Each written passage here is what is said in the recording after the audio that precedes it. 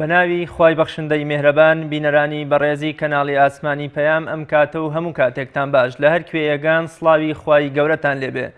خۆشحاڵین لە ئەڵقەیەکی نوێی بەرنامەی باس و خواز بە دیداری ئێوەی بەڕێز و خۆشەویست دەگەینەوە. کاریگەری گوناه لەسەر ژیانی مرۆڤەکان تەوەری ئەمڕۆی بەرنامەی باس و خواز دەبێت. پیاوێک بە شێخ حەسەنی بەسری گوت بۆچی ئێمە ناتوانین شەو نوێژ بکەین و لە تاریکی شەودا هەستینەوە. شێخ حەسەنی بەسریش فەرمووی گوناه و سەرپێچیەکانتان هاوشێوەی زنجیر و ئاسن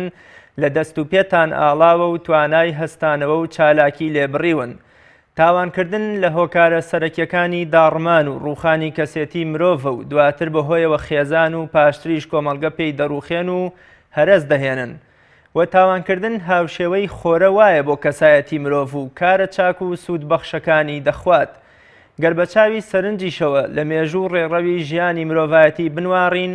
دەبینین هەموو میلەتان و نەتەوەکانی پێشوو بەهۆی تاوان و ستەمکردنەوە لە نێوچوون و خودای مەزن سزای بە ئێشوژانی بۆ ناردوون. قورئانی پیرۆز و فەرمودەکانی پەیامبەری ئیسلام زۆریان باز لە تاوانەکان کردووە و ئەژماریان کردوون و داوایان لە مرۆڤیش کردووە تخنیان نەکەوێ. بێگومان هەر شتێک ببێتەوەی بەزاندنی سنووری خوددا و مرۆڤەکانی تر بە تاوان ناو دەبرێت و ئەنجام دەرەکەی لێی بەرپرسە. بەڵام قورئانی پیرۆز 48 تاوانی ئەژماردوون و بە تاوانە لە ناوبەرەکانیش ناوی بردوون. لەم بەرنامەیەدا باز لە کاریگەری و ئاسەوارە نەرێنی و خراپەکانی تاوان و گوناه دەکەین لەسەر ژیانی تاک و خێزان و پاشان لەسەر کۆمەڵگە بە شێوەیەکی گشتی و باز لە هۆکارەکانی پەنابردنە بەر تاوان دەکەین و هەوڵ دەدەین چارەسەری تاوانکردن و ڕێگریکردن لە تاوان لە ڕوانگەی ئاینی پیرۆزی ئیسلامەوە باس بکەین تاوەکو خۆشمان و کۆمەڵگەکەشمان لەو مەترسیە گەورەیە بپارێزین. بینەرانی بەڕێز پاژناوبڕێک لەگەڵ میوانەکەم زۆر بەڕێز مامۆستا عەبدولحەمید بەرزنجی لەسەر ئەم تەوەرەیە دەدوێین و دێمەوە خزمەتتان.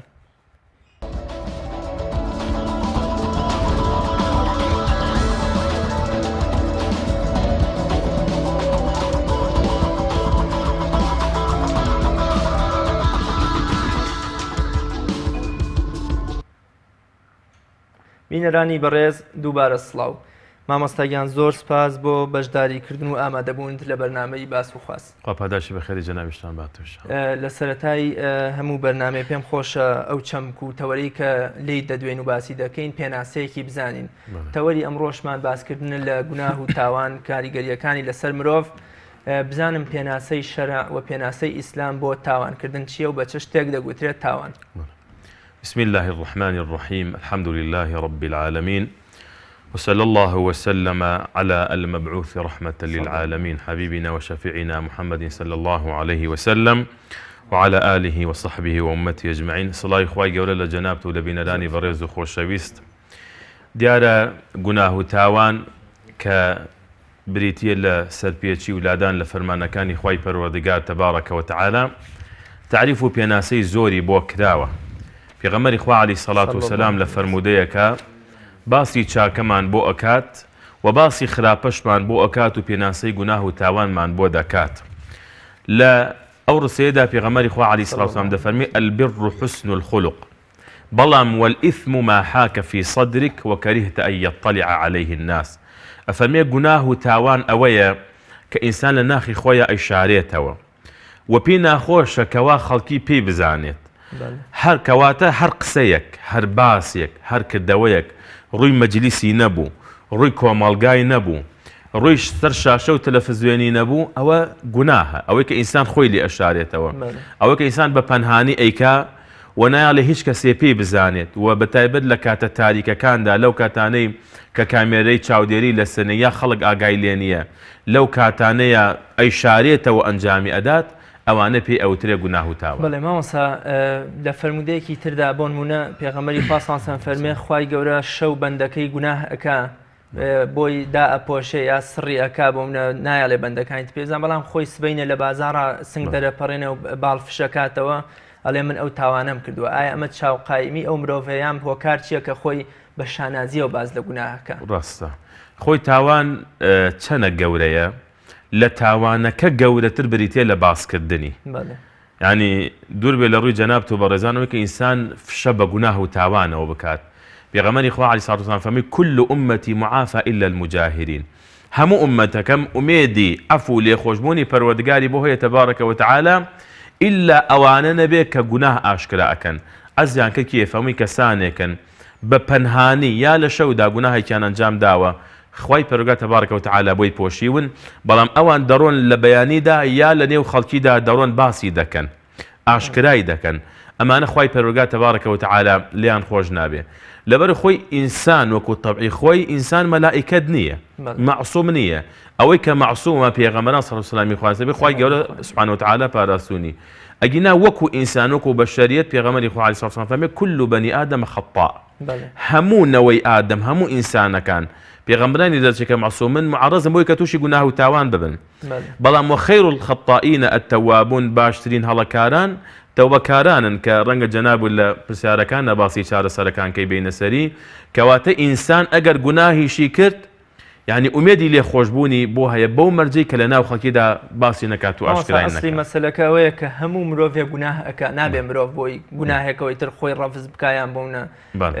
ئومێدی بەخوا ببڕێ کەواتە ئەسڵی مەسەلەوەیە کە هەموو مرۆڤێک گوناه هەکا بەڵام لەگەر شێوازی گەڕانەوە و تۆبەکردنەکە ئەو کاتە مرۆڤ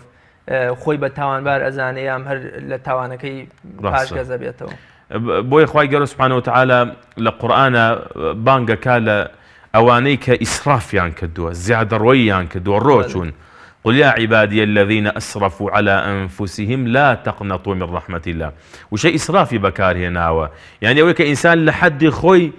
زیاتر تێیپەڕاندووە و زیاتر گوناه و تاوانی کردووە بەڵام خوای گەورە سوبحانە وتعالە فەرمێ قەت نائومێد ببن لە ڕەحمەتی خوای پەروەردگار چونکە إن الله يغفر الذنوب جميعا جا ئێمەش کاتی لێخۆشبوونی خوای گەورەمان بۆ دەرکەوێ ئەم ناوانەی خوای گەورە کە ئەڵێن العەفو کە ئەڵێن الغەفور کە ئەڵێن تەواب کە ئەڵێن ڕەحمان کە ئەڵێن ڕەحیم ئەم ناوانەی کە خوای گەورە کە لە بەخشندەی و میهرەبانی و لێخۆشبوونی خوای پەروەردگارایە لە کاتێکە ئەمە دەرەکەوێت کە ئێمە گوناهبارین هەڵە ئەەکەین تاوانەکەین بەڵام خوا بە گەورەی و ڕەحم و سۆز و میهرەبانی خۆی ئێمە ئەبەخشێت. بەڵێ مامۆستا ئێمە کە باز لە تاوانەکەین بەرامبەر بە خودداواتە سەرپێچیکردنی خوددا و بەگوێنەکردنی فەرمانەکانی ئایم تاوان بەرامبەر بە مرۆڤەکانیش ئەکرێ سە کۆمەڵێ خەڵک وازان تەنها تاوانکردن بریتێ لەوەی سنوورەکانی خوا نەبەزێنرێ جەنابەت بۆ ئەمە چیەڵێ؟ بەڵێ طبعاً تاوان لە شێوەیەکی سەرکیدا ئەکرێتە دوو بەشێکیان بریتە لە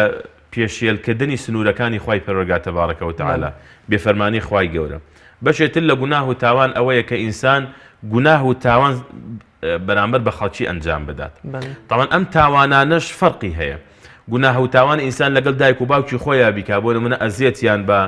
یان زوڵمیان لێ بکە یان مامەڵەی خراپیان لەگەڵا بکە ئەمە تاوانەکەی زیاترە تا کەسێکی تر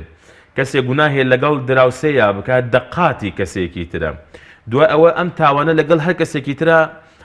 یعنی بکرێ حتا یەکێ لە خوانەسانی سەلەفە فەرمێ لە هەر کەم و کورتیە کە لە سنوورەکانی خوای گەورە سوبحانە وتعالە سنوورەکانم نەپاراستە بێ هەڵم کردبێت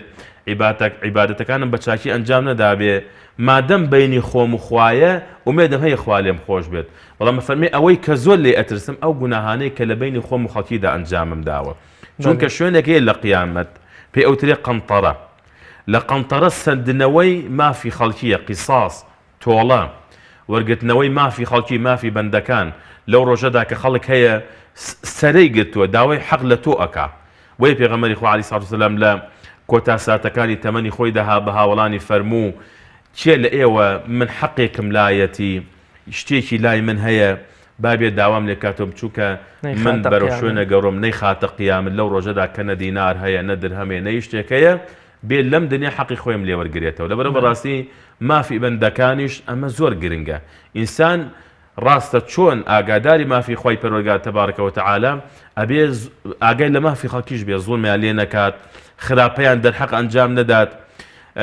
زۆر کەسی وا هەیە یعنی ئەزیەتی خەڵگەدا بە قسە بە هەڵوێستی بەکردەوەی دڵی خەڵگەشکێنێت هەستی خەڵکی برینانەکە کە جاری وایە ئەم برینە ینی لە برینی تر کارەساترە و قورسرە دوای ئەوێ بە عەفوویەک بە لێبوردنێک بەمە کابرا چاوپۆشی لێ بکە خۆ عەفو لێبوردەی زۆر گەورەیە بەڵام ئەخەر هەنێ برین هەیە بەناڕەحەت ساڕێژە بێت بۆ ئینسان بەڕاستی دەبێ خۆی سەرەتا خۆی بپارێزێ وەکو پێغەمبەری خوا عەلەیهی سەڵاتو وسەلام فەرمووی کردەوەیەک مەکە قسەیەک مەڵێ لا تەکەلم بکەلام تعتذر منه غدا قسەیە مەکە کە سبەینێ پۆزشی بۆ بینیتەوە بڵێ عەفوم کە بڵێ داوای لێ بردن هەل ئێستا فەرمێ زاری خۆت بپارێزە و خۆت بپارێزە لە ئەزیدانی مامۆستا ئەی تاوانکردن بەرامبەر بە مرۆڤ خودی خۆی ئایا ئەم جۆرەشمان لە تاوان هەیە یانە بۆ منەوە تاوانکردن و بەرامبەر بە خودای گەورە و بەزاندنی سنوورەکانی بۆ تاوانکردن بەرامبەر بە بەندەکانی خوا کەمە پێگوترە حەق الناس ئایا تاوانێکمان هەیە مرۆڤ دەربارەی نەفسی خۆی دەرحەق بە نەفسی خۆی و بە خودی خۆی بیکایانە بەڵێ بێگومان جۆرێتریان ئەوەیە کە ئینسان گوناه و تاوان و ئەوەی کە یکا بەرامبەر بە نەفسی خۆیەتی چونکە خوای پەروەردگار سوبحانەهو وتەعالا فەرمێت لە ڕۆژی دواییدا هەموو ئەندامەکان دێنە قسە لەسەر ئەو گوناهانەی کە پێیان کراوە ئەوەی کە بە چاو کردوێتی یا بەگوێ یا بە دەست یا بە قاچ یا بە هەر ئەندامێکی تری ئەنجامی داوە ئەو گوناهانە بۆیە پێغەمبەری خوا عەلەیهی سەڵات وسەلام لە ئامۆژگارێکی زۆر گرنگە بۆ یەکێک لە هاوڵە زۆر بەڕێز و خۆشەویستەکانی خۆی ئەو بکە فەرمووی وأتبع السيئة الحسنة تمحوها ئەمە بۆ خۆمانە خۆت کاتێک کە گوناهەیەکەکەی چاکەیە بکە بۆی کە گوناهەکەت بسڕێتەوە بێگومان ئەمەش ئەوەی ئەو کەم تەرخەمیانەی کە ئینسان خۆی ئەنجامی ئەدات یا ئەو شتانەی کەوا زوڵمە لە نەفسی خۆی ئەکات و گەورەترین زوڵمی ژۆک و خوای گەورە سوبحانەهو وتەعالا فەرمێ ئین الشرک لظولم عظیم تاوەکو بگاتە تاوانەکانی تر کەم تەرخەمیەکانی تر ئەمانە کە هەموو ئینسان وەکو خوای گەورە سوبحانەهو وتەعالا فەرمێ لە ڕۆژی قیامەتا وەقیفوهم ئینەهم مەسئولون بیان وەسێنن پرسیاریان لێ بکەن اینجا خوای گەورە سوبحانەهو وتەعالا پرسیارمان لێ ئەکا ئێمە سەبارەت بە خۆمان چۆن پێغەمبەری خوا عەلەیهی سەڵات وسەلام فەرمووی ئین لجەسەدیکە عەلەیکە حەقا جەستەت شت مافی لەسەرتا وەکو چۆن مافەکانی ئەپارێزیت ئەبێ ئاگاشی لێبێت تووشی سزای خوای نەکەی بەو ئەندامانە کارێک مەکە کە لە ڕۆژی قیامەتە پەنا بەخوا تووشی سزابی پێوەی بەڵێ مامۆستا ئێمە وەگەزانین کاتێ مرۆڤ تاوانی ئەکا ڕاستەوخۆ لەلایەن شەرعەوە بۆمە بە تاوانبار نازانرێت وەکو فەرمودەی پێغەمبەری خوا هەموو نەوەیەکی ئادەم گوناهەکە بەڵام باشترینیان ئەوەیە کە بگەڕێنەوە مرۆڤ چ کاتێک دەبێتە هەڵگری خەسڵەتی تاوانباری یعنی ئیتر وەکو فەرمودەی کە لە زۆر فەرمودا منافقەکان مۆری دووڕووی ئەدرێ بە دڵیانە ئیتر هیدایەتیان بۆ نییە یا کەسێکەوێتە بەر نەفرینی خواوە ئیتر دوورەکەوێتەوە لە ڕەحمی خوا مرۆڤ چۆن چ کاتێک ئیدی تر ئەبێتە هەڵگری خەسڵەتی تاوانباری و ئیدی وەکۆ لە تۆبەکردن ئەو شتانەی بۆ نامێنێتەوە طبعا دوو حاڵەت هەیە حتا ئینسان نەگاتە ئەو دوو حاڵەتە یعنی تەوبەی لێ وەرناگیرێتەوە یەکەمینیان بەنسبەت تاکی ئێمە ئەو کاتێک کە ئینسان نەگاتە حاڵەتی غەرغەرە إن الله يقبل توبة العبد ما لم يغرغر حتى إنسان نقاته هاسي كيتر هج أميدكي لجيان نما وتازة توبة كاخو أما دورينية دوهمينيان كيكي كلا نشانة كان القيامة دو كاتيك خول لخور آوا وهالدي بلا موكو تر إنسان كاتيك كقناه يقاكات آيتر يكسر أبي بآثم أبي بكسيكي تاوان بار أبي بكسيكي أوا پیغمبر خدا علیه الصلاة والسلام والله من أمر من بؤدات وفرمي إن المؤمن إذا أذنب ذنبا نكت في قلبه نكتة سوداء إنسان إيمان دار كاتك جناه كان نكتيك رج لسدلي دروس به فإذا تاب ونزع واستغفر صقل قلبه كاتك توبيكر أو جناه إلا خوي دارني وداوي اللي خوشبوني كل خوي پروردگار دلي باقة بيتوا أو جناه نامني آسواركيش نامني وأما وإن زاد حتى تعلو قلبه حتى أو جناها زياكا أو رشاية زياكا حتى زيادة الرجبة تاوي ليدت يتر أبيت كسيكي جناها بار أبيت كسيكي تاوان كار أبي إنسان سرتاك جناها يجاكا شتك هي لناخيدا طلي أهجيني رأي وشيني عليه بشمان بروا توبك همو كسي سرتا وجناه تاواني لسر قرصة بلام دواء أو كراهات يتروي لديه وكردواري اللي خوشة أبي لاي فأنا بخوال لا آسان بيت لبر أو بيغمر إخوة عليه الصلاة والسلام فموي فإذا تاب ونزع واستغفر إنسان توبة بكات واز لو جناها بينات أم جاء استغفر الله بكات أو براسي إخوة جل سبحانه وتعالى لو تاوانا أي بارزت كواتب بيغمر إخوة عليه الصلاة والسلام يكسر أما جمان بو بوكا كإنسان توبة بكا كواتا جبر دوام بو لسري هالروي لقاليا ئیتر ئەبێتە کەسێک کە گوناهی بەلا ئاسانە بێت مامۆستا خوای گەورەش وەکو دروست کرد و بەدیهێنەری مرۆڤ زۆری پێخۆشە کە بەندەکانی بگەڕێنەوە و تۆبە بکەن هەین لە چەندین فەرمودا وازەحترین یان دڵخۆشترین ئەوەی مەسەلەی کابرای بیابانەکە حشتەکەی لێو نەبێ. کەواتە خوای گەورە زۆری پێخۆشە کە مرۆڤ دوای تاوانکردنیشی کە سنووری خوا بەزێنێ بگەڕێتەوە بۆ لای خوا. با بزانین شێوازی گەڕانەوەی مرۆڤ یان مرۆڤ چۆن بگەڕێتەوە بۆ لای خوا و نازنا و خەسڵەتی تاوانباری لەسەر لا ئەچێت. طبعا وەکو بەڕێزت ئاماژەت پێدا ئەگەر ئێمە تەماشا بکەین لە قورئانی پیرۆزە ئەو هەموو کە خوای گەورە سوبحانە وتعالە وەصفی خۆی دەکا کە ئەدەفەرمێت وهو الغەفور الرحیم یا باسی ئەو سیفەتانەی تر ئەکات کە خوای گەورە سوبحانە وتعالە خۆی چەند عەفو لێبوردەی پێخۆشە. دایکی ئیمانداران خۆی لە ڕازی پرسی لە پێغەمبەری خوا عەلەیهی سەڵات وسەلام هەواڵم پێ بە گە من موافقەی شەوی لەیلەتول القەدرم کرد چی بکەم و چی بڵێم؟ پێغەمبەری خوا عەلەیهی سەڵات وسەلام فەرمووی بڵێ اللهم إنك عفو تحب العفو. خوایە تۆ خۆت عەفویت. خوای گەورە سوبحانە وتعالە خاوەنی ئەم ناوەیە و ئەم سیفەتەیە. خوایە تۆ خۆت عەفو لێبوردەی و عەفو لێبوردەیشت پێ خۆشە لێم خۆش بە. خوای گەورە سوبحانە وتعالە لێبوردەی خۆی زۆر پێخۆشە بۆیە داواشی کردووە لە ئێمە کە لێبوردە بین لە بەرامبەر خەڵکیدا. کەواتە ئەگەر ئینسان هەڵی کرد چۆن بگەڕێتەوە بۆ لای خوای گەورە سوبحانە وتعالە چۆن پەشێمان بێتەوە؟ یەکەم شت ئینسان کە گوناهێکی کرد پەشێمان بێت لە دڵەوە خەفەت بۆ ئەو گوناهە بخوات. پێغەمبەری خوا عەلەیهی سەڵات وسەلام فەرمووی بە هاوڵە بەڕێزەکانی ئەگەر ئێوە تووشی گوناه نەبن ئەوەی من لە گوناهەکە زیاتر لێ ئەترسم ئێوە تووشی بن بریتێ لە العجب دوو جار فەرمووی بریتێ لە عجب بریتێ لە خۆ پێسەسان بوون. فەرمووی ئەمە لە گوناهەکە یعنی قورسرە و ناڕەحەتترە. ئینسان ئەگەر بۆ نمونە کەسێک زۆرتر خۆی ئەپارێزێ لە گوناه شەو نوێژەکەیان بە ڕۆژوو ئەبێت هەل لە خۆ لە دەرونی خۆیدا خۆی پێ کەسێکی باشە خۆی پێ کەسێکی گەورەیە کاتێک دەڕواتە ناو خەڵک هەستەکە ئەم لەوان چاکترە چونکە ئەم بە ڕۆژوو ئەوان بە ڕۆژوو نین کاتێ بەیانی دەڕواتە دەر ئەم شەو نوێژی کردووە خەڵک نەیکردووە هەل لە خۆوە عجبێک شتێک تیا دروست بووە. پێغەمبەری خوا عەلەیهی سەڵام فەرمی ئەوە لە تاوان زیاتر لێ ئەترسم کەوا ئێوە تووشی بن. چونکە شیخ الئیسلام ڕەحمەتی خوا عەلەیهی بە قسەی جوانی هەیە ئەفەرمێ موسیبەتێک کاتێکە تووشی تۆی مسلمانە بێت ئەم موسیبەتە لە خوای گەورە نزیگە کاتەوە زۆر خۆشترە لە نیعمەتێک کە ئەو نیعمەتە مەشغوڵت بکا واو لێ بکا خوای گەورە و لەبیر باتەوە. کە زۆر جار ئینسان لە نیعمەتەکانە یعنی تووشی غافڵبوو نەبن بەڵام هەمیشە لە موسیبەت و کارەساتەکانە کە دڵیان ئەڕەنجیە کە دڵیان ئەشکێ کە خۆیان بەبێ کەس و داماوەزانن چەند بە زەلیلی چەند بە داماوی دەستی نزا بەرزەکەن و لە خوای گەورە ئەپارێنەوە. یەکێ لە خوانەسانە فەرمێت دەخەلت من ئەبوابی الطاعات كلها ئەفەرمێت لە دەرگای هەموو تاعاتەکانمدا هەمووی کە ئەچم تەماشاکەم ئیزدیحامە و پڕە لە خەڵک ئەفەرمێت کە چوومە دەرگای زەلیلی و دامایی و فەقیری و هەژاری ئەبینم ئەو دەرگایە چۆڵە ئەفەرمێت لەوێوە لەو دەرگایەمدا لەوێ پاڕامە و لە خوای گەورە یعنی بە داماوی خۆم چیرۆکی ژیانی خۆمم بۆ خوای گەورە باس کرد زەلیلی و داماوی خۆم. جا ئینسان کە گوناهی کرد ئەها زۆر جار ئەم حاڵەتی بۆ دروستە بڵێ خوایە خۆم بە خەجاڵەت دەزانم خۆم بە گوناهبار دەزانم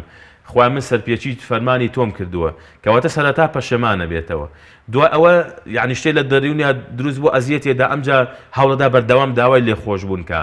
لە پاڵ ئەوەدا ئەمجا هەوڵەدا دایمە کاری چاکە بکە. مامۆستا پێغەمبەری خوا سڵ لە چەندین فەرمووی ئاماژەی بەوە کردووە کە چاکەکردن گوناهەکانە شواتەوە و بگرە زۆر جایش گوناهانی ڕابردووی بۆ ئەبێتە چاکە و توێشی قیامەت. ئەمەش گەورەترین ئومێدە کە بۆ مرۆڤی تاوانبار یا مرۆڤی تۆبەکار دێتە ڕێگەی جەنابەت چۆن ئاماژە بەمە ئەکەی کە بۆ ئەوی مسلمانان زیاتر دڵخۆش بن بەم ئومێدە خوایە. خوای گەورە پاداش باتە. بەڕاستی ئەو ئاەتی کە بەڕێزی یادەخستینەوە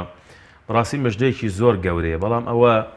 کەوتۆتە سەر ئەوانەی کە بەڕاستی تەوبە ئەکەن بەڕاستی دڵیان ساغە بێتەوە پاگە بێتەوە بە خوای پەروەردگار تەبارەکە وتعالە کە خوای گەورە سوبحانە وتعالە فەرمێ فەئولائیکە یوبەدیل الله سەیئاتیهم حەسەنات. ئەو گوناهانە ئەو تاوانانەی کە کردویانە هەر هەمووی خوای گەورە سوبحانە وتعالە بۆیان بەدلەکە بۆیان نەگۆڕێت بۆیان دەکاتە کاری چاکە. ئەوانش دەبێتە کاری چاکە و نزیگە بنەوە لە خوای پەروەردگار تەبارەکە وتعالە. ئەمە عولەما ئەفەرمون کەی ئەمە دروستە بێت کەوتوتە سۆر تەوبەیەکی صادق. ها کاتی خوای گەورە سوبحانە وتعالە باسی تەوبە ئەکا فەرمێت توبوا إلى الله توبة نصوحا. یعنی تەوبەی نەسوح کامەیە ئەوەیە کە ئینسان وا تەوبە بکا وا بگەڕێتەوە بۆ لای خوا وا نیەت بێنێ نەچێتەوە سەر ئەو گوناح و تاوانە ڕەنگە بچێتەوە ڕەنگە شەیتان پێی بکاتەوە نەفس پێی بکاتەوە بەڵام خۆی لە نیەتی خۆیە وانێ دەیتر ناچێتەوە سەر ئەو گوناهە بینی خۆی خوای گەورە سوبحانە وتعالە تەوبەیەکی وا ئەکا. ئەگەر خوای گەورە سبحانه وتعالى ئەمەی لە هەر بەندەیەکا بینی ئێستا سەحابەی وا بوو لە سەردەمی پێغەمبەری خوا عەلەیهی سەڵات وسەلام کاتێک کە هاتووە یعنی مشریک بووە گوناهبار بووە پێغەمبەری خوا عەلەیهی سەڵات وسەلام لە جەنگێکا بووە فەرمووی پێغەمبەری خوا عەلەیهی سەڵات وسەلام ئەگەر من مسلمان بم ئیمان بێنم لە خزمەت تۆیا بم شەهید بم چیم بۆیە فەرموویەتی بەهەشت لە خزمەت پێغەمبەری خوا عەلەیهی سەڵات وسەلام تەوبە ئەکا شایەتومان هێنێت شەهید دەکرێت ئەو خوای گەورە سبحانه وتعالى ئەو مژدە گەورەی پێ ئەدات لەگەڵ ئەوەیە کە تاعەت و عیبادەتی زۆریشی نەکردووە بەڵام خوای گەورە سبحانه وتعالى چی تیا بینی ئیخلاسەکە دڵسۆزیەکە نیەت پاکیەکە یەکێ لە ئەو کەسانی کە هات مسلمان بوو لە دوای جەنگەکە پێغەمبەری خوا صلی الله علیه و سلم هەندێک غەنیمەی دانا فەرمووی بیدەن بە فڵانە کەس کابرا وتی هاتە لای پێغەمبەری خوا صلی الله علیه و سلم فەرمووی ئەو بۆ منتان داناوە وتی بەڵێ کابرا وتی پێغەمبەری خوا صلی الله علیه و سلم سوێن بەخوا من بۆ ئەوە نەهاتوم هاتوم لە پێناوی خوای گەورە سبحانه وتعالى ئالێرەوە لێم بدرێ لە پێناوی خوا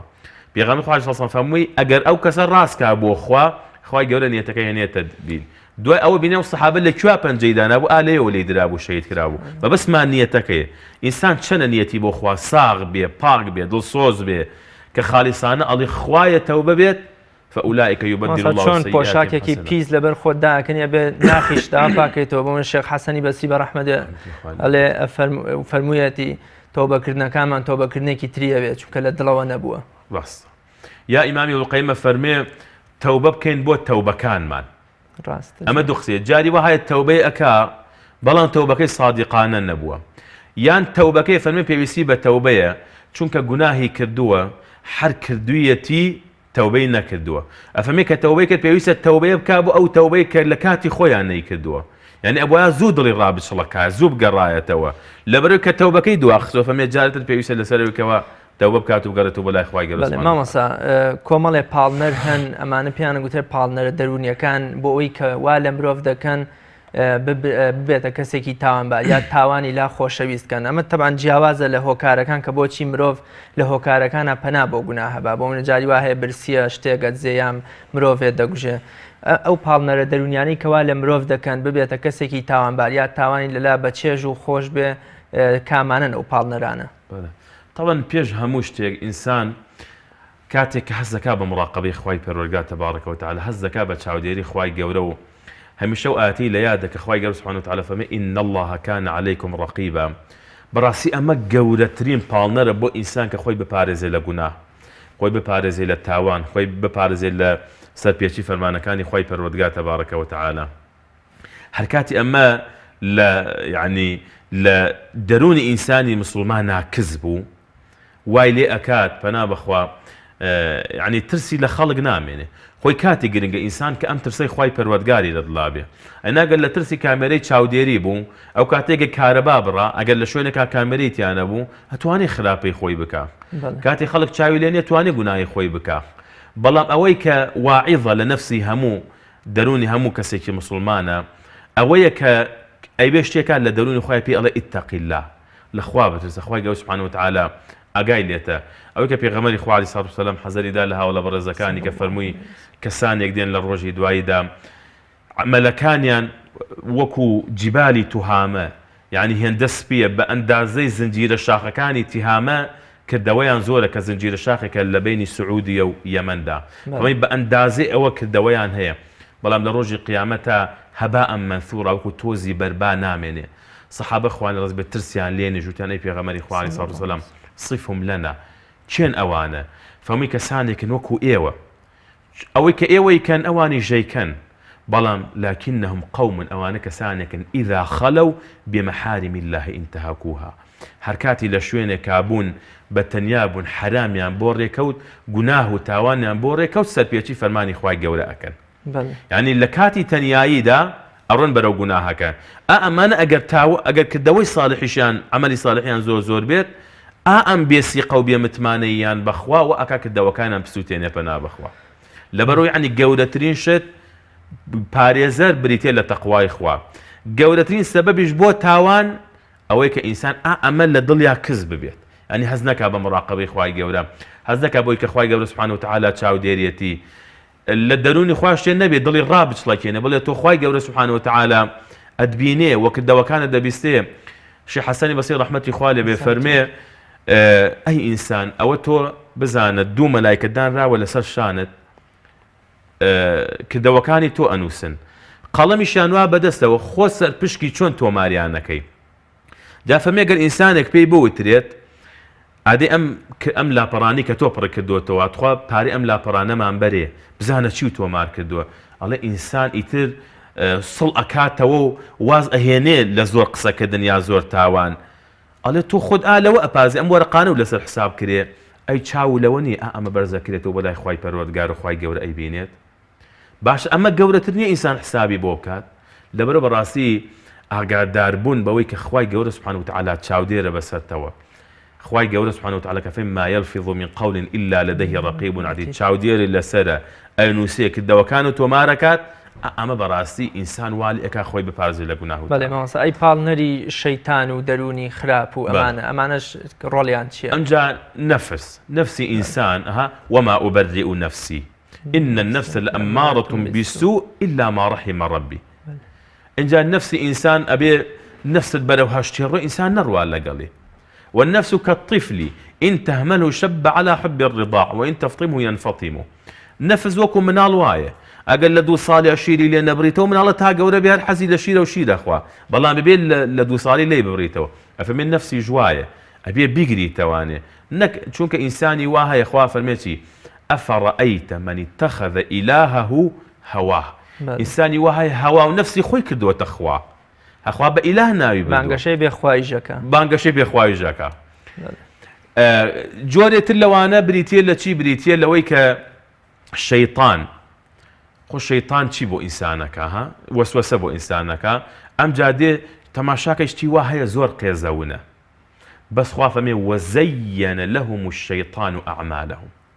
ئەمجا فەصەدەهم عن السەبیل شەیطان دێ بۆیان ڕازێنێتەوە بۆیان جوانەکە وەکو ئەوەی کە گەنجێک دێتە لای پێغەمبەری خوا عەلەیهی سڵاتو وسەلام فەرمێ ئەی پێغەمبەری خوا عەلەیهی سڵاتو وسەلام ئیئذەن لی بالزینا مۆڵەتم پێ بە بۆ ئەوەی کەوا زینا بکەم پێغەمبەری خوا عەلەیهی سڵاتو وسەلام تەماشای ئەم گەنجە ئەکا ئەها شەهوەت و ئارەزوو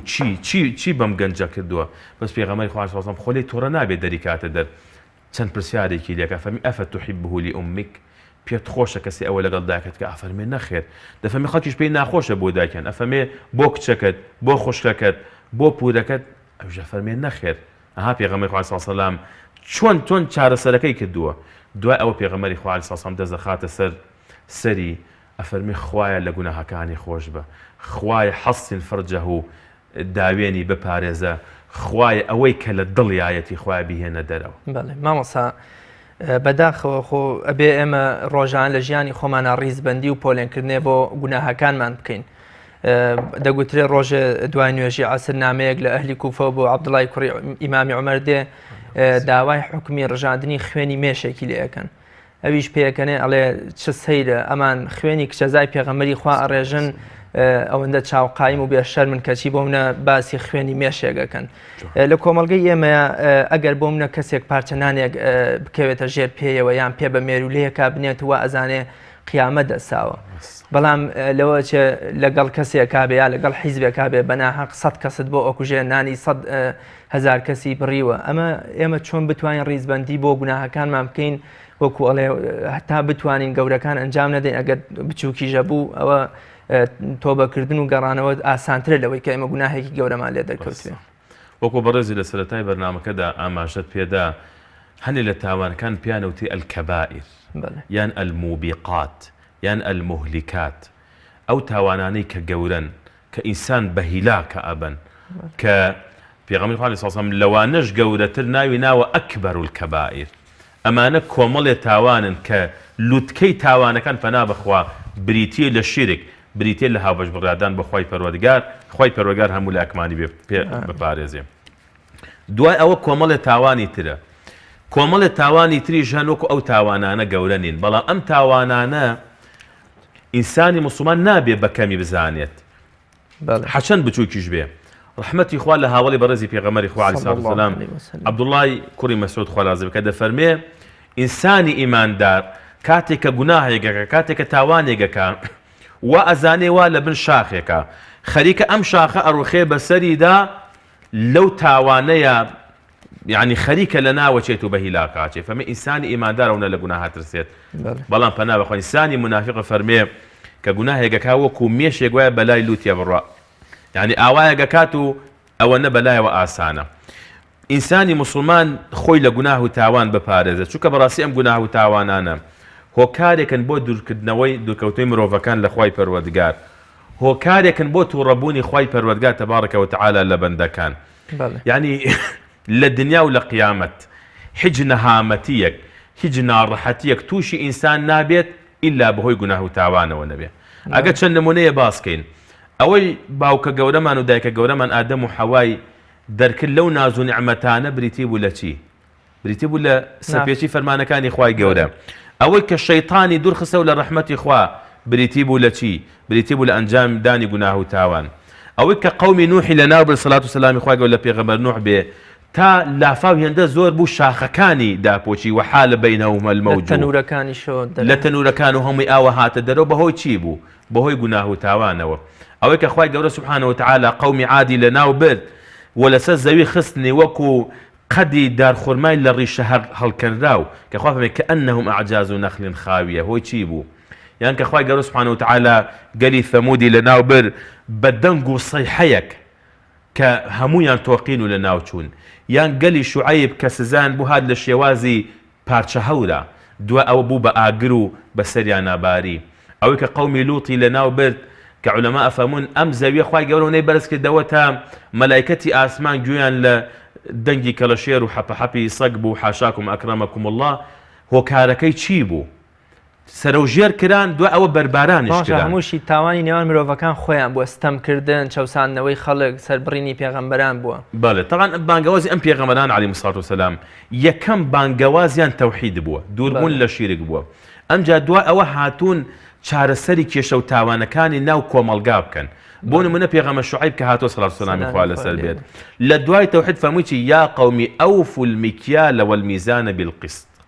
ولا تبخسوا الناس أشياءهم یەکەم شت ئەم قەومە چی بوو تەراز و باز بوون یعنی فێڵیان لە یەکترە کرد گوناهەکانیان چی بوو لە بینی یەکتریە بوو مافی یەکتریان نەخوارد لەبەرەوە پێغەمبەران هاتوون عەلەیهیمۇ الصەلاة وەسەلام ئەم گەلیان لەمانە ڕزگار کرد چونکە ئەیان زانی ئەم گوناهانە تووشی لە ناوبردنیانە بە تا بیتە سەر قەومی پێغەمبەر موسا سەلامی خوا بێ فیرعەون قەومەکەی کە غەرق بوون لە ناو ئاوە دوای ئەوە قەومی پێغەمبەر عیسا دوای ئەوە ئەم گەلانە خوای سوبحانەهو وتەعالە لە قورئانە تۆماری کردووە بۆ ئێمە پێمانەڵێ ئەمانە گوناه و تاوانە کردو گوناه و تاوانەکانن بۆ هۆکاری لە ناوچوونیان گوناهش هیچ کاتێ ئینسان بەکەمی نەزانێ سەرەتا تەماشاکە جاری وا هەیە باران نەبارێ ها چەند دڵۆپەیەکی کەمە بەڵام دوای هەر ئەم بارانەکەمە ئەبێتە لافا و شار و دیهاتەکان لە ناوەبا گوناهیش ئاوایە سەرەتا شتێکی کەمە کە ئینسان بەردەوام و لەسەری ئەبێتە لافاوێک لە گوناه و تاوان ئەنجا پەنا بەخوا ئینسان غەرقەکات لە ناو بێفەرمانی خوایە پێم خۆشە وەکو نمونانەی جەناب دێناتنەوە هەمویان ئاسەواری گوناه و تاوانباری بوو لەسەر میلەتەکان پێم خۆشە ئاسەواری گوناه و تاوان لەسەر تاکی مرۆڤ خۆی و لەسەر کۆمەڵگە و لەسەر خێزان بزانین تاوان چ زیان و زەرەر و خراپەیەکی بۆ خێزان و تاک و کۆمەڵگەکانەیە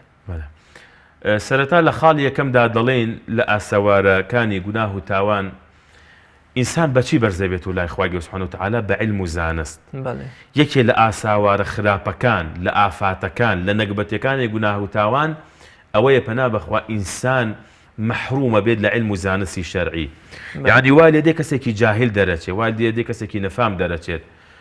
خوای گەورە فەرمێ واتقوا الله ويعلمكم الله ئەگەر ئێوە تەقوای خوا بکەن خوا فێرتانەکات پێچەوانەی ئەمە ئەگەر ئینسان گوناه و تاوانی کرد فێر نابێت رحمتي خال الإمام الشافعي بك أفرميم شكوت إلى وكيع سوء حفظي فأرشدني إلى ترك المعاصي وقال اعلم بأن العلم فضل وفضل الله لا يؤتاه عاصي أفرمي چون بلا ما مصاكم وكيعوتم شتم لبيرة چيتوا فمي ئاگادار بە خۆل لە گوناه بپارێزە چونکە گوناه و تاوان ئەمە نوری علم و زانستی ئینسان دەکوژێتەوە ئیمامی شافعی ڕەحمەتی خوا لێ بێ کاتێک کە چوە لای ئیمامی مالیک یەکەم جار کە بینی دووسێ ئامۆژگاری جوانی کرد بۆ ئیمامی شافعی کە فەرمووی کاتێک کە بینی ئەوەندە کەسێکی زانە و شارەزای فەرمووی إني أرى الله قد ألقى على قلبك نورا فلا تطفئه بظلمة المعاصي والله أي شافعي هەستەکەم نور و ڕووناکی و عیلم خوا قسوێتێ سینەی تۆوە لەبەر ئەوە بە تاریکایی گوناه و تاوان مەیکوژێنەرەوە. یەکەم ئاسەواری خراپی ئەوەیە ئینسان مەحرومە بێت لە علمی شەرعی. ئیمامی بوخاری ڕەحمەتی خوا لێبێ فەرموون کاتێکەدا ئەنیش ڕەفیق و برادەرەکانی هەموو ئەیان نووسی ئەو نەی ئەنووسی پیانەوە باشە تۆ بۆ خوێنن ناهاتووی ئەیفەرموو بەڵێ ئەنوو ئەی تۆ بۆ نانووسیت. کاتێکە لە سەفرەکەیان گەڕانەوە ئەوانەی کە نووسی بوویان تەلەوەکان خۆیانەوەی کە نووسی بوویان هەندێکی نەیەزانی چی نووسیوە لەبەر حیفزەکەی ئیمامی بوخاری کە لەبەری کردبوو هەڵەکانی خۆیان چاک کرد علمەکەی خۆیان کە باش فێری نەبووبوون زیاتر فێری ئەبوون. ئەمە بەهۆی چیەوە؟ بۆ علم و زانستی شەرعیەوە. یەکەم شتیش کە دوژمنان کردویانە بۆ لێدانی ئیسلام هاتون ئەم علم و زانستە شەرعیە لە ناو مسلمانان نەهێڵن یا گومانی بخەنە سەر یا گوناه و تاوان لە ناویدا زۆرکەن. جا دەڵێن ئەو کاتێک کە هۆلاکۆ دێتە بڵێن عێراق دێتە بەغدا کە دێتە ئەوێ وەزیرێکی بۆ عەلقەمە ئەڵێ تۆ ئەگەر بدەوێت ئەم خەڵکە لە ناو بێت تۆ بێ سەرەتا پێویستە عالم و زاناکانیان لە ناو بێت. دێت دەڵێ ئەوەی کە عالمی شەرعیە لە طوبان لە هەندەسە یان نزیکەی 400 عالم کۆ ئەکات لە ناوبردنی کتێبخانە گەورەکەی کتێبخانە گەورەکان بەڵێ پێش ئەو یا لە قورطوبە ئەمانەی کە کردیان بەبەسم ئەوەیە یعنی کۆمەڵگەی مسلمان بە علم و زانست پێش ئەکەوێت. گەورەترین ئاسەواری تاوانش بەنا بەخوا ئەوەیە کە ئەم نورە ئەکوژێنێتەوە. ئەمە یەکێ لە ئاسەوارەکانی. یەکێتر لەوانە پەنا بەخوا بریتیە لە عاقبەت شەڕی. ئینسان وەکو بەڕێزت ئاماژەت پێدا ئەگەر لەسەر گوناه بەردەوام ببێتە کەسێکی تاوانبار ئیتر ئەگەر ئینسان لەسەر ئەم تاوانە مرد پێغەمبەر صلی الله علیه و سلم فەرمی ئینسانی زیناکار لە کاتی زیناکە ئیمانی نییە عەرەخۆر لە کاتی عەرەخۆرێکەیە ئیمانی نییە دز لە کاتی دزێکە ئیمانی نییە. ئەگەر ئینسان لەو کاتەیە بمرێ پەنا بەخوا ئەها چەنە کارە ساتێک گەورەیە. ئەمە عاقبەت شەڕێک کە پێی ئەوترێ سوء العاقبة پەنا بەخوا ئینسان بە عاقبەت شەڕی بگەڕێتەوە بۆ لای خوای گەورە. یەکێتر لەو ئاسەوارە خراپانە ئەوەیە کە بەڕاستی ژیانی ئینسان تێگەدا. یەکێ لە خواناسانە فەرمی هەر کاتێک تووشی کێشەیەک بوو بم لە ماڵەوە لەگەڵ خێزانەکەمدا لەگەڵ مناڵەکانمدا ئەفەرمەی یەکسەر واللهی بیرم کردۆ تەوانێ گوناهێکم کردووە ئاسەواری ئەو گوناهە بێنیومەتەوە لە مامەڵەی خێزانەکەمان لەگەڵما. لەوانەیە چەندین جار ئێمە کە لە مزگەوت و لەون لەگەڵ خەڵکیدا يعني یەکترە بینین و پرسیار و جواب ئەمانە دروستە بێت. زۆر کەسێ وڵای مامۆستا کێشەمان یعنی الحەمدولillah لانی مادی و زەعمان باشە لە لانی تری و کێشەمان نییە بەڵام لە خۆمەوە ئەڕۆمەوانێ بەیان هیچ کێشە نەبوو ئێوارە شەڕێ لە ماڵەوە دروستە بێت. جا خۆزە ئێمە ئەوە بە خۆداچوونەوە یەکمان کردایە. ئەفەرمێ خواناسانی پێشین ئەفەرمێ بیرمانە کردەوە یا جار بەفەرمی ئاسەواری ئەوە لە خولوقی دابەکەیە بینیومەتەوە. جاری تر ئیشم پێ کردووە و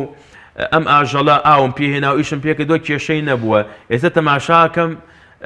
ئەیبەم بۆ ئیش ناڕۆ ئەفەرمێ یەکسەر بیرەکەمەوە سەر پێچی ئەکا هیچیە ئەفەرمێ گوناهێکم کردووە ئاسەواری ئەو گوناهەی ئێستا ئەیبینمەوانی لەوەدا. ئەمجا وەک بەڕێزت ئاماژەت پێدا لە وتەکەشی حەسەنی بەسێ ڕەحمەتی خوای لێبێت. ئەنی لە خواناسانە فەرموون کە گوناهێکمان کردووە ئیتر شەو مەحروم بووین لە شەو نوێش. خۆ ئەوان یعنی ئەوەنە خوان پاراسۆ لەو گوناه و تاوانانە. یەکێ لە خواناسانە ئەفەرمی ماوەی 40 دانە ساڵ یەک نوێش من لە جەماعەت دوا کەوتوم ئەو ڕۆژە بوو کە دایکم وەفاتی کرد. ئەفەرمی خەڵکاتن سەرخۆشی ئەوەیان لێ کردم. یەکێتر لە خواناسانە فەرمێ واللهی ئەگەر ئێمە کۆمەڵێ بووین یەکێکمان فرای تەکبیرەی ئیحرام نەکەوتایە ئەفەرمێ خەڵک سەرخۆشی لێ کرد فرێ ئەڵڵاهو ئەکبەری نوێژ دابەستن. چونکە بەڕاستی ئەوان بەلاو شتێکی قورس بووە چونکە وتویان حەی عەلە السەڵا و بانگ دەکا لێ وەرە بۆ نوێژ حەی عەلە الفەلاح وەرە بۆ ڕێگەی ڕزگاری یعنی بە کەمتەر خەمیان زانیوە. ئێستا کابرا جمعە و جمعە دێ بۆ مزگەوت ئەمە بە گوناه نازانێ ئەگەر عوزرێکی نەبێت یان بەڕاستی ئەوەی شتی تر زۆرە لە ژیانی خۆماندا. لەبەرەوە یەکێکی تر لە ئاسەوارە خراپەکانی ئەوەیە یەکێ لە خواناسانە فەرمێ گەورەترین موسیبەت ئەوەیە ئینسان عیبادەتی لەسەر قورس بێت. خوای گەورە سوبحانەهو وتەعالا باسی کەسانێک دەکات لە قورئانە کە لە خزمەت پێغەمبەری خوا عەلەیهی سەڵاتو وەسەلام دەرنەچوون بۆ جەنگەکان. خوای گەورە فەرمووی ولكن كره الله بعاثهم فثبطهم. يعني ئەوەنە خراپ بوون ئەوەنە گوناهبار بوون خوا پێی ناخۆش بوو ئەوان دەرچن بۆیە سستی کردن و شوێن پێغەمبەر نەکەوتن صلی الله علیه وسلم. بۆیە فەرموویان ئەگەر سس بووی لە عیبادەتە ئەدەبی هەڵسی نوێشکەی کۆرە بەڵێ بەخوا ناتوانم وەڵای چی بکەم مەگەر بە دانیشتنانەوە بیکەم. ئاخەی سەر دوکانداری وا هەیە لە حەوتی بەیانی و بۆ حەوتی ئێوارە بە پێ وەستاوە کەچی لەگەڵ یە بۆ مزگەوت لەسەر کورسیە دانیشێ و قاجڕا کێشێت باشە ئەمە زۆر خەتەرە من یعنی هەندێک جار کەبیر ئالەمە ئەەکەمەوە بازانین بێگاری پێکەن پەنا بەخوا یعنی ئینسان لەوانە بێ کە خوا پێی ناخۆش بێت یعنی ئەو کەسە ئاوا بوەسێ بۆ خوا خۆخوای گەورە بۆچی پێی ناخۆشە چۆ کەسە خۆی لە تۆ یعنی هێز و قوت ناداتە بەرخۆی ئەمانی بۆچی بۆ دنیا ئەوەندە هێز و قوتمان هەیە بەڵام بۆچی بۆ عیبادەتەکان سستین پسانی شیرازەی خێزان و کۆمەڵگە بە تایبەت ئێستا لە کۆمەڵگە ئێمە هەم کۆمەڵگەکەمان بۆ کۆڵێ دەستی چەندین وڵاتی تایە ئەوە تا کەس حساب بۆ کەس ناکاویش حیزبێکی تر ناخوێنێتەوە وا خێزانیشمان بۆ نمونە بەداخەوە لە دادگاکان سەیر دەکەین ڕێژەی بۆ منە تەلاق لە ڕێژەی زەواج زیاترە کاریگەری گوناه لەسەر ئەم شیرازە پسانەی کۆمەڵگە و خێزان چییە؟ بەڵێ طبعاً کە ئینسان سنووری دانا بۆ هەموو شتێک مافی سنوورەکانی پاراست و هەروەها لە حرام و قەدەغە کراوەکان و گوناهەکان خۆی پاراست بەڕاستی مافی خێزانەکەی پارێزێت مافی کەسوکار و نزیکانی خۆی ئەپارێزێ بەڵام ئینسان کە حسابی بۆ ئەمە نەکرد بەلایو ئاسانە زوڵم لە خێزانی کە بەلایو ئاسانە زوڵم لە دایک و باوکی کە بەلایو ئاسانە زوڵم لە منداڵەکانی بکە بەلایو ئاسانە زوڵم لە خەڵکی بکە ئەخر ئەمانە زۆرن هەشتێ ئینسانی کا لە کەسێک جاری وە هەیە ڕنگدانەوەی لە ناو خێزانەکەی خۆیە ئەوە دروستە بێتەوە وەکو کوردەواری خۆمانەڵێ لە دەگای کەسێ بی لە دەرگا دەدرێتەوە جاری وایە تۆ کەسێ غەمبارەکەی دڵی کەسێ تەنگ و بێتاقەت دەکەی ناترسی لەوەی خوای گەورە ئەو غەمباری و دڵتەنگیە بهێنێتەوە ناو خێزانەکەی خۆت کەسێک بینی دوو کەسێکەدا ناترسێ لەوەی کە بینی خۆشەویستانی ئەویش تێک بچێت لەبەرەوە بەڕاستی ئاخر ئەمانە ئێستا لە لای ئێمە کە بۆتە شتێکی ئاسان ئەنەسی کوری ماری ڕزا و ڕەحمەتی خوای پەروەردگاری لەسەر بێ تەمان تەمەنی درێژتر بوو لە ناو سەحابەکانە لە زەمەنی پیربوون و تەمەنی خۆیان هەنی خەڵکی بینەی فەرموو إنكم لتعملون أعمالا هي أدق في أعينكم من الشعر كنا نعدها على عهد رسول الله صلى الله عليه وسلم من الموبقات ئەفەمووی زۆرم پێسەیرە هەنێک گوناها بینم ئێستا لە ناو خەڵکە لەلایەن وەکو موویەک یعنی چەنە باریکە ئەوەنە بەلایەنە ئەو گوناها ئاسانە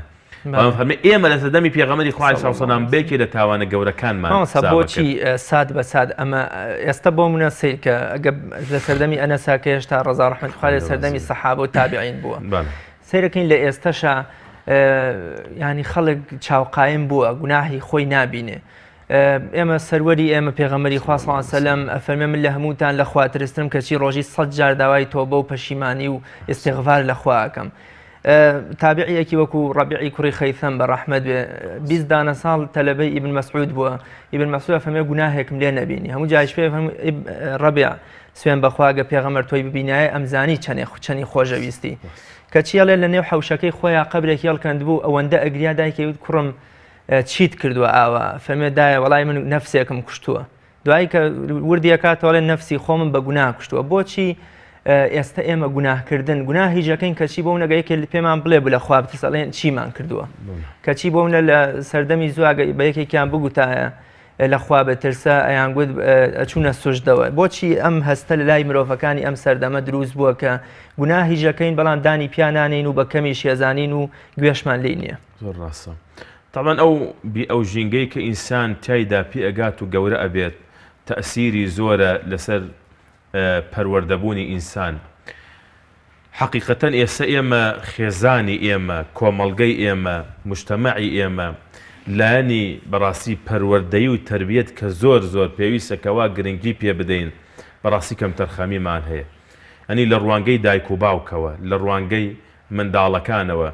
جا پیاوێکی بەڕێز باسی کرد وتی شەوێک چین بۆ میوانی بۆ ماڵێک وتی لەوێ کە دانیشتین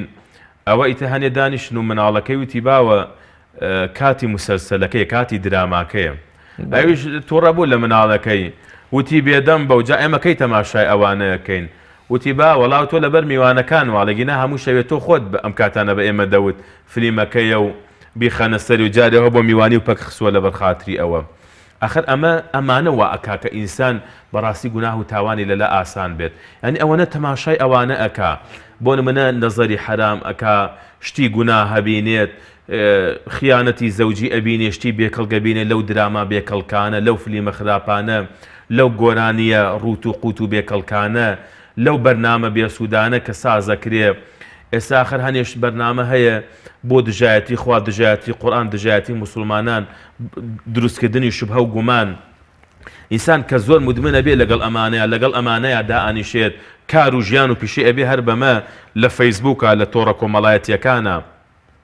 بەدوای ئەم شتانەیە گەڕێ، ئیتر وای لێ دێ گوناهی لەلا ئاسانە بێ. یعنی کاتێ وەکو ئەوەی کە باسمان کرد واعیظەکە نامێنێت. ئێستێکی لە خوانەسەکە فەمی کەفا بالمەوتی واعیظا، بەسە مردن ئامۆژگاری کار بێ بۆ ئینسان. ئەمە ئەبێ شتێ بێ لە دەرونی ئینسانە، لە ناخی خۆتا پێت بڵێ ها سبەی تۆ ئەمریکاتی خوا باسی قیامەتەکە فەمی وەلتەنظر نەفس ما قەدەمەت لغەد، ئەفەم بزانت چیت ئامادە کردو بۆ بەیانی قیامەت، باسی بەیانیمان بۆەکە. لەبەرەوە ئەمە وا ئەکا ئینسانی مسلمان بەڕاستی کاتی گوناهێکی کرد دڵی ڕابچڵەکێ بگەڕێتەوە بۆ لای خوای گەورە سوبحانە وتعالە، و لەسەر ئەوە بەردەوام نەبێت تاوەکو وای لێبێ زۆر بەلایەوە ئاسان بێ پەنا بەخوا. بەڵێ مامۆستاگیان پێم خۆشە چارەسەرەکانی گوناه و تاوان، چۆن ئێمە چارەسەری تاوانەکانمان بکەین و بەرگری و لەمپەرێک لە بەردەم تاوانە بکەین، دروست بکەین، بیکەینە کۆتا پرسیاری ئەم ئەڵقەیەشمان. بەڵێ طبعا پەشێمان بوونەوە وەگەڕانەوە بۆ لای خوای پەروەردگار تەبارەکە وتعالە و داواکردن لە خوای پەروەردگار. ئێستا چۆن خوای گەورە سوبحانە وتعالە فێرمانەکات دوعا بکەین، فێرشمانەکات دوعا بکەین بۆ قبولبوونی دوعا و نزاکانمان، وەکە فەرمێ رەبەنا وتەقەبەل دوعا. هەم دوعا بکەین، هەم بیشپارن بڵێن خوا دوعاکانمان قبول کە، پارانەوەکانمان قبول کە. دوعا بکەین و پارێنەوە لە خوای پەروەردگار تەبارەکە وتعالە کە خوای گەورە سوبحانە وتعالە توب عەلەینا. ئەمە دوعای پێغەمبەر ئیبراهیمە، دوعای پێغەمبەر ئیسماعیل سەلامی خوای پەروەردگاریان لەسەر بێ، کە داوایان کردو خوای گەورە سوبحانە وتعالە تەوبەیان لێ وەرگرێت، پەشێمان ببینەوە بگەڕێنەوە بۆ لای خوای پەروەردگار تەبارەکە وتعالە. ئینسان هەرچەندە گوناهبار بێ، هەرچەندە تاوانبار بێ، وەکو پێغەمبەری خوا عەلەیهی سەڵاتو وەسەلام لە فەرمودەیەکە کە باسیەکە ئینسان لەو بەلەغە ذونوبەکە عنانە السەما، ئەگەر ئینسان ئەوەنە تاوان بکە حتاوەکو بگاتە هەورەکانی ئاسمان و هیچ شوێنێک نەما بێ لەسەر زەویدا، هەر هیچ بەندارێک، هیچ شوێن سێبەرێک، هیچ کوچە و کۆڵانێک، هیچ ژوور و هۆدە و خانوویەک نەما بێکەوە گوناهێکی تیان نەکردبێت، بەڵام بەو مەرجەی بگەڕێتەوە بۆ لای خوای پەروەردگار، شەریک و هاوبەش و بڕیار نەداوێ بۆ خوای گەورە سوبحانە وتعالە، خوا لێت خۆشە بێ. مادەم خوایە گەونە بەڕەحمە ئینسانیش بەڕاستی بێ دڵی ڕابچڵەکێ،